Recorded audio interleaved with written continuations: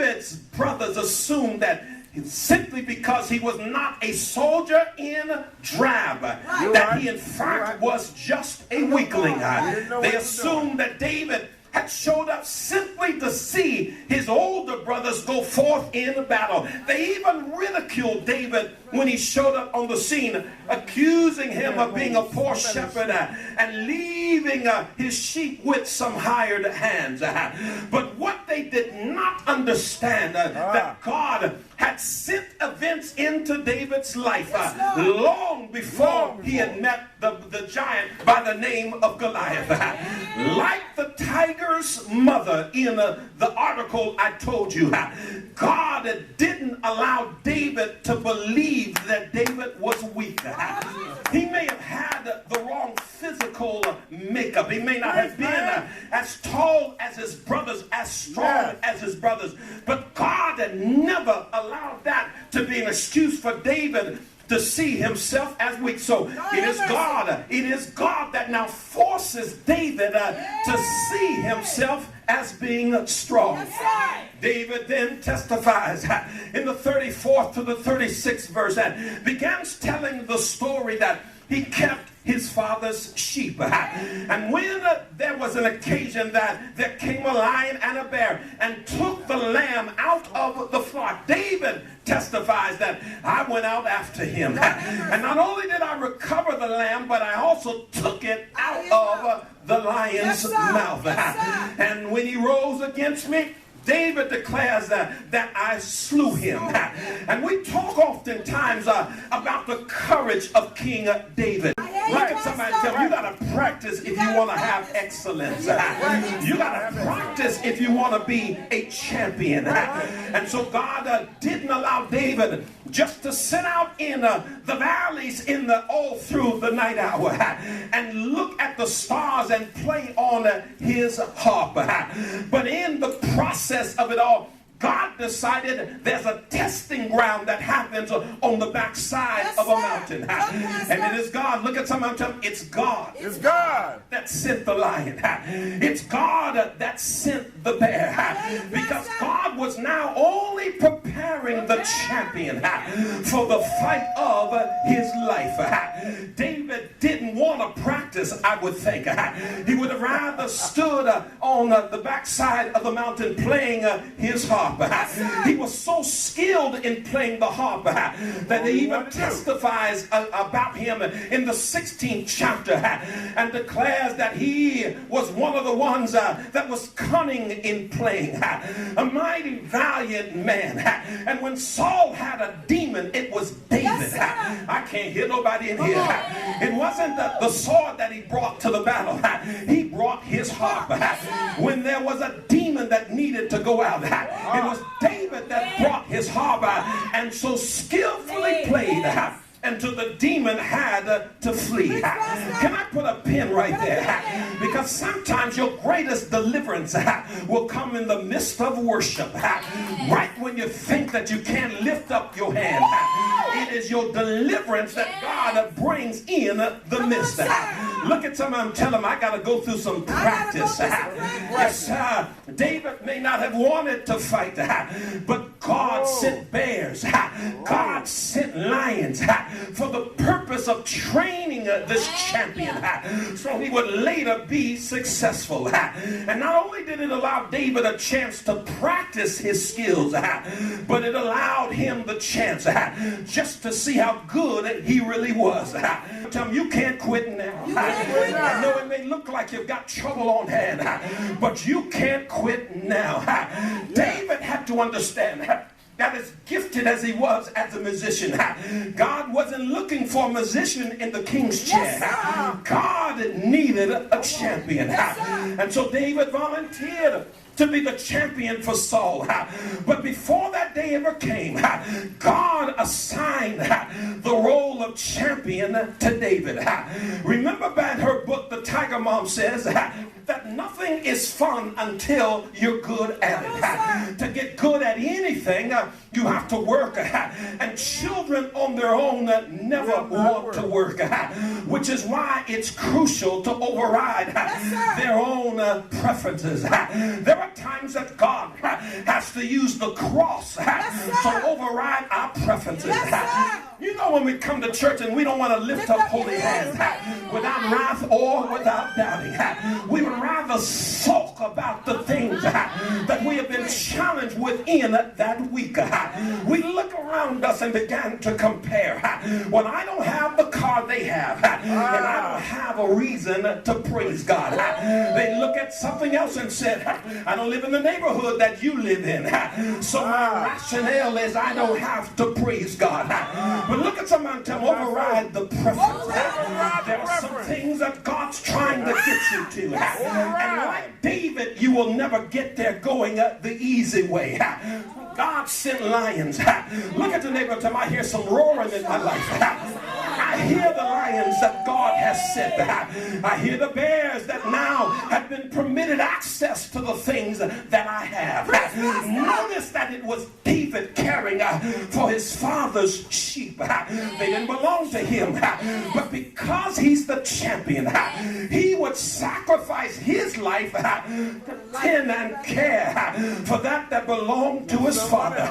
Lions are scary. I don't know if you've ever seen one in real life, but they're scary kinds of beasts. And bears are just as scary, but neither the bear nor the lion would be anything that would compare to the Goliath giant that walked onto the battlefield and began to taunt the nation of Judah that morning. The lion and the bear, look at some of them, they were just practice. Y'all act like that was the real fight, but touch your neighbor and tell them it's just practice. It's not the real fight. You're not in the fight of your life. You just practicing for the thing that God is bringing your way. It was divinely for David that he'd been trained against a tiger. Nothing is fun, remember, until you're good at it. When David walked out onto the battlefield that morning, David didn't come out timid. David didn't come out afraid. David didn't come out wondering victory would be his. But when David got to the battlefield, David said, it's going to be some fun today. Look at your neighbor, tell him, count it all joy. I feel like preaching here this morning. Look at somebody and tell them, your trial and your test is designed as practice. I know you've been complaining about your boss. That's just practice. Because if you can't deal with that boss, what's going to happen when you become a director and got to respond to people at high levels? If you can't fool up with one crazy co-worker, what you going to do when you're the manager over 30 people and you got to manage their activities? Look at your neighbor and tell them, I got to get myself together. I get complaining about the person that's on the pew next to me, not understanding that when I get where I'm going to have 7 times as many people that are sitting next to me. Look at somebody and tell them, it's just practice. If you can't handle lifting up hands when it's 85 degrees in the house, what you going to do when the devil has unleashed all hell against your life? Look at somebody and tell them, it's just practice. Sit down for just a moment. Let me work for a moment. So when the Bible uses the term present themselves and Satan, it gives us the image of a large courtroom. God is the judge, and because he's the one to whom everybody is presenting their cases, Satan is the prosecution, arguing for why everybody ought to be declared guilty. It is us as human beings that are the defense, the ones that have to defend themselves against the accusations of this adversary. Into the courtroom of heaven. Can I teach my lesson? God gives us his verdict. God declares that Jacob is a righteous man. For the Bible says in that 8th verse, and the Lord said unto Satan, hast thou considered my servant Job, that there is none like him in all of the earth, a perfect and an upright man, one that fears God and eschews evil. But God doesn't ask Job to make his argument. God declares declares the verdict. Job is righteous, and end of story. I feel like preaching that. Here is the prosecuting attorney now saying to the judge, you're not qualified to judge the lives of men. So now God has a problem. He's the right has a right to sit in judgment, has now been called into question. And so now he finds he's got to respond. On the other hand, it's not proper. Look at some of them, it ain't the right protocol. For the judge to respond to folk on a lower level than he is. The rules of the courtroom say that the judge has to remain impartial and listen to the arguments of the prosecuting attorney. A verdict. God chooses a champion. He allows Satan now to test Job. In verse number 12, the Lord said unto Satan, behold, all that he had. Y'all ain't gonna help me here. But the only reason why he gets to test him one more time is Lucifer now declared the incompetency of God. So God now says he's got to go through another test. I've allowed you to touch the things that belong to him, but now you get to touch him. You can't kill him, but you can certainly bring disease upon his body. Satan takes away the children of Job, his camels, his sheep, and his cattle. All of his earthly possessions now have departed from Job. What is it that Job did to deserve this kind of punishment? Nothing, because he's not being punished. Look at the neighbor and tell him, quit saying that God is punishing you. No, sir, you're on the practice field right now. And God's got a greater victory. If you can learn to get victory in the small places of life. He wasn't being punished.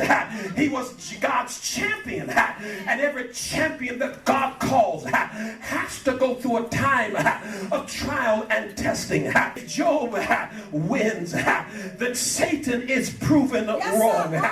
But if Job gives in and curses God, then Satan was right about Job all along. And God then was not right, and consequently not fit to be the judge. Y'all ain't gonna help me, but I feel like preaching. But look at somebody and tell him he's the champion. He's the one designed to fight on the behalf of another, because the stakes were greater than they were when David met Goliath. Because now the fate of all eternity lied on the decisions of Job.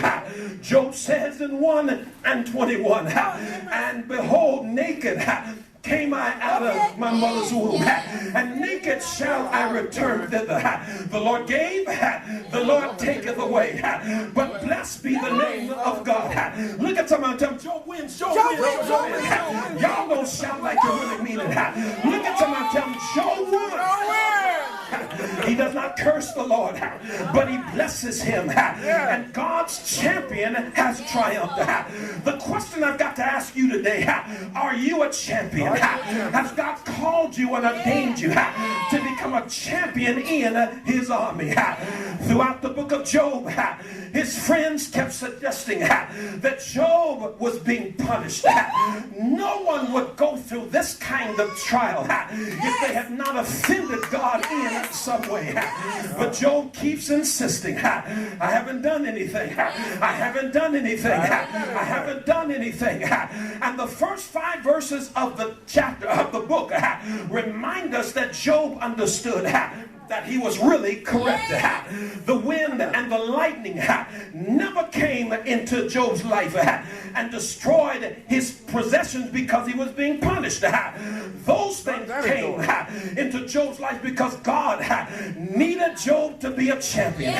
Look at somebody and tell them, the things in my life are designed to make me a champion. Neither Job nor David asked to be God's champion. Those jobs were assigned to them. Look at somebody and tell them, I ain't got to ask for this one. God's determined that in the light of kingdom, I've been chosen to be a champion. Goliath did not come into David's life because of anything that David had done wrong. David came into Goliath's life because David was God's champion. Little Goliath know that when he called for a champion, he was calling for God. When he called for somebody to stand in opposition against him, he was calling for God. When he defied the armies of the living God, he was defying the God of the armies, because David was acting on the behalf of God. The word Israel in the text comes from 3 different Hebrew words. And so when David declares that he's on Israel's side, it comes from 3 different words. The first part of the word is I. The second part of the word is S-R-A. The last part of the word of Israel is El. And literally it means he struggled God. In other words, that when you are Israel, you struggle on the behalf of God. And everything that comes your way, it is God that has now called you to be the champion. And as you go through life, you might wonder why things are happening. You might wonder why it seems like the adversary is coming against you. But look at somebody, I'm living up to my name. I struggle on God's behalf. I fight because he called me out to fight.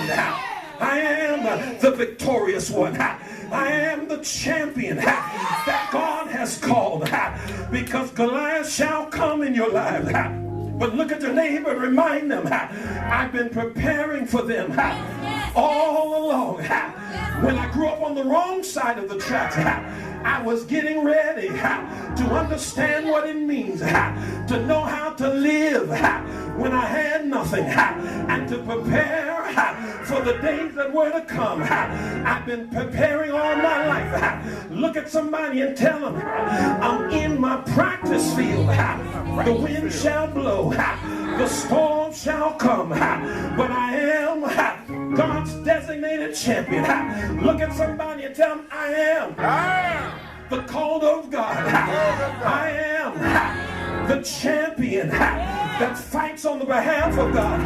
I am the one that's victorious. I am the one that defies the attacks of the enemy. I am the one that's not trained like you think I ought to be trained. I am the David that was the musician that's transformed into the champion. I am. Look at somebody and tell them, I am the champion. I am the victorious one. And so when David shows up, I know the text tells us that Jesse sent him to feed his brothers. But the reality was that God had chosen him many days before. When David did not show up for the coronation of the one that was to lead, Samuel looks over the sons and says, I bless you all, but there's not a king among you. I blessed you, but there's no champion. I blessed you, but I don't see nobody that will struggle for God. Well, one man declared, well, there's one more boy, but he's on the backside of the mountain. Little did they know that he was on the practice field for the fight of their lives. He was tending the sheep, fighting off lions, fighting off bears, and praising God in between. So when David shows up, the giant repeats the words that he said in David's absence. You know, that's when you know you're a champion. When you tell somebody, say it again, say it again.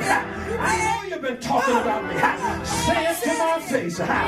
David did not take offense with the enemy, but he looks around and said, who is this uncircumcised Philistine that would defy the very armies of Israel?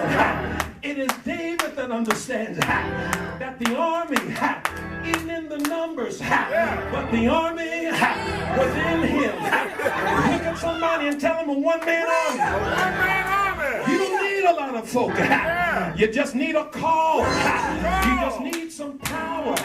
You just need to walk in purpose. David said that who is this uncircumcised Philistine? David says, what shall be done to the man that would war against the giant? David knew that to become a king, he needed treasure, he needed riches, he needed men. So he says, I shall fight. But watch this thing, because when you're a champion, your greatest challenges are not the enemy across the valley. There's the brother that stands right next to you and says to you, who did you leave them sheep with? You know, them few smelly animals. He made ridicule of David. But look at somebody and remind them, when you're a champion, never forget the enemy. When you're a champion, never forget who you're fighting for.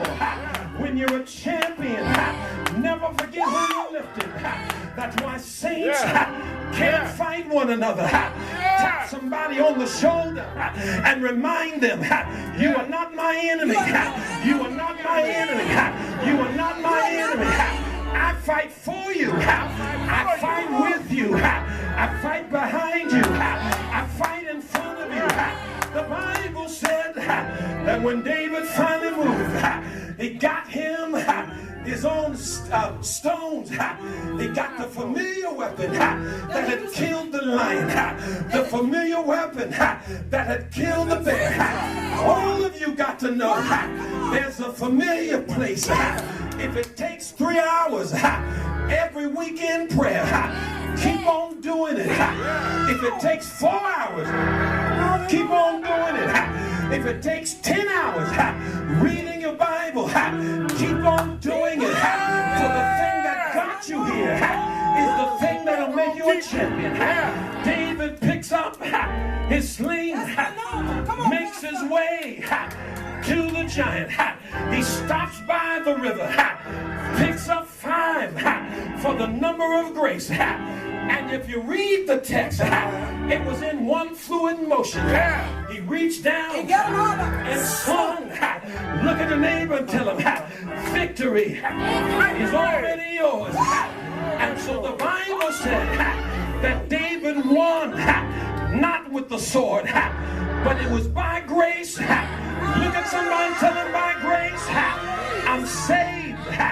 By grace, I'm victorious. By grace, I've been called. By grace, I've been kept. By grace, I'm an overcomer. Lift up your head, O ye gates, be lifted up, ye everlasting door, and the King of glory shall come in. Who is the King of glory? The Lord strong and mighty, the Lord mighty in your